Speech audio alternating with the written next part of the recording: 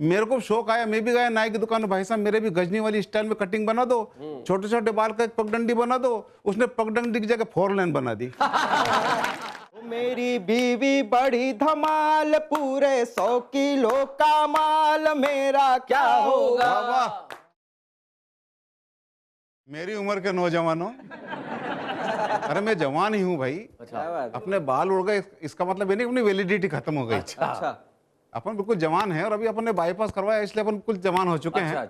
और शैलेश जी कह रहे थे बड़ा उजड़ा चमन है, लेकिन उजड़ा चमन नहीं भाई साहब, अपन ने कटिंग ऐसी बनवाई है। अच्छा, वो कटिंग इसलिए बनवाई कि अभी आमिर खान की एक पिक्चर आई थी, आपने गजनी पिक्चर देखी होगी, उसमें आमिर खान ने छोटे छोटे बाल करवाए, बीच में एक पगडंडी बनवाई। और फिर बहुत लोगों ने उसकी नकल करना शुरू कर दी, छोटे छोटे बाल बीच में पगडंडी, छोटे छोटे बाल बीच में पगडंडी। मेरे को शौक आया, मैं भी गया नाई की दुकान में, भाई साहब मेरे भी गजनी वाली स्टाइल में कटिंग बना दो, छोटे छोटे बाल का एक पगडंडी बना दो।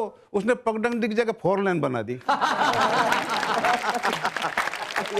तो ऐसी कोई बात नहीं है, आप बड़ा अच्छा आयोजन है, बहुत खूब। और शैलेश भाई के साथ आए आप सभी को, दर्शकों को और सभी को मैं सुरेश अजनबी का चांद भरा नमस्कार पेश करता हूं। चांद भरा, क्या बात है।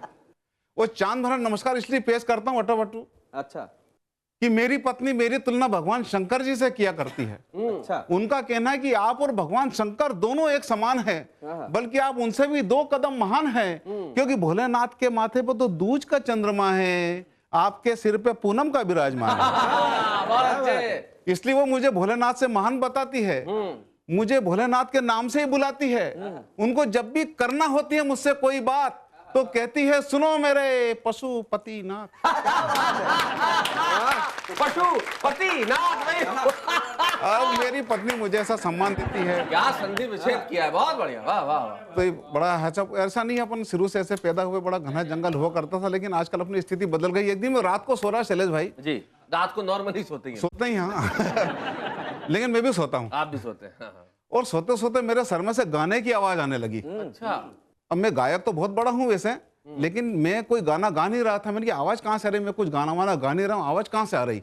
मैंने उठा, लाइट जली, कांच में देखा, मैंने देखा कि 2 जुएं, अच्छा, 2 जुएं बड़े अकड़ कर एक दूसरे का हाथ पकड़कर हमारे माथे में इधर से उधर जा रहे थे और एक फिल्मी गाना गा रहे थे कि चलो दिलदार चलो चांद के पार चलो, बहुत अच्छे। कि चलो दिलदार चलो चांद के पार चलो, तो बाकी जुए बोले हम हैं तैयार चलो।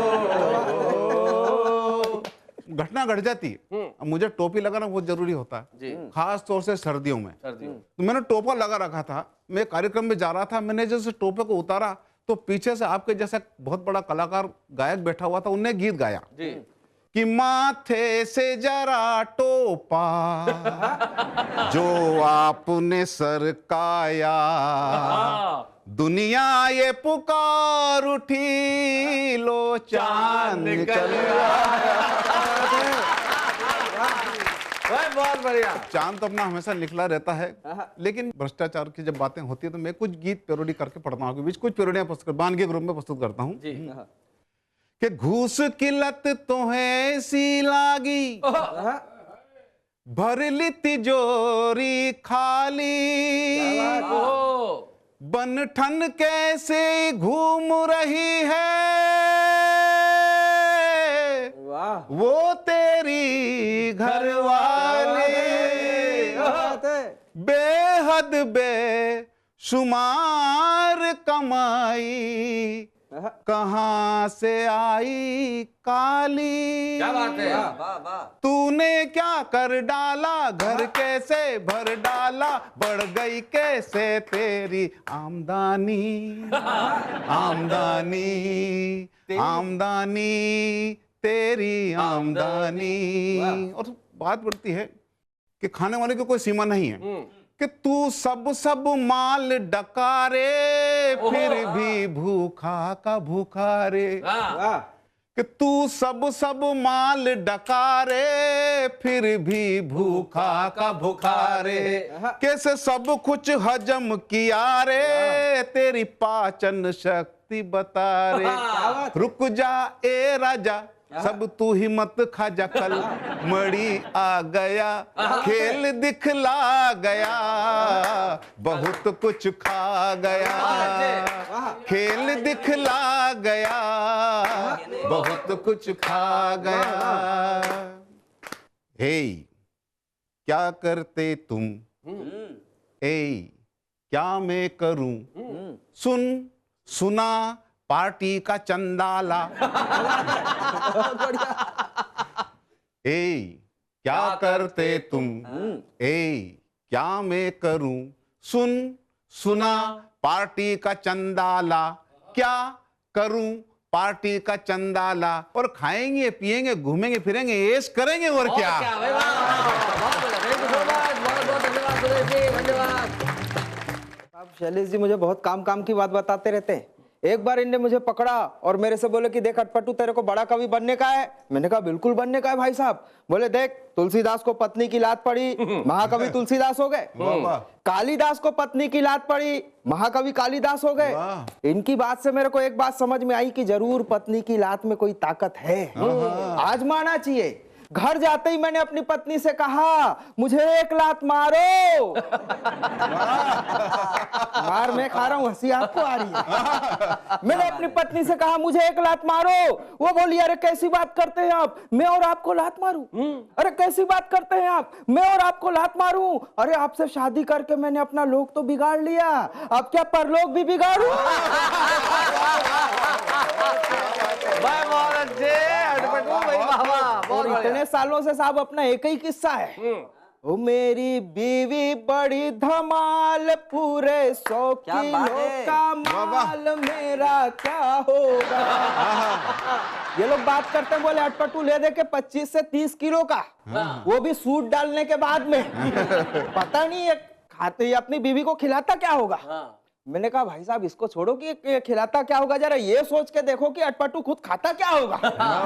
ओ मेरी बीवी बड़ी धमाल, पूरे 100 किलो का माल, मेरा क्या होगा? और उसकी काया है विकराल, और मैं अब तक नरकंकाल। बहुत अच्छे। अरे कौन जन्म का पाप के टुन जैसी पत्नी, हाय। जिन जिन की पत्नियां ऐसी मोटी हैं, उन पतियों के हिम्मत को प्रणाम करता हूं। अरे कौन जन्म का पाप के टुन जैसी पत्नी, हाय। और दम घुटता है मेरा जब वो मुझको गले लगाए। अरे कौन जन्म का पाप के टुन जैसी पत्नी, हाय। और दम घुटता है मेरा जब वो मुझको गले लगाए, और एक ही झटके में मुझको ऊपर पार्सल करवाए। उसकी बाहों का जंजाल जैसे भुजवाला भूचाल, मेरा क्या होगा? वो सोनिया सी पावरफुल, वो सोनिया सी पावरफुल, मैं मनमोहन सा ढीलू। मजबूरी में गाना पड़ता मुझको इलू इलू।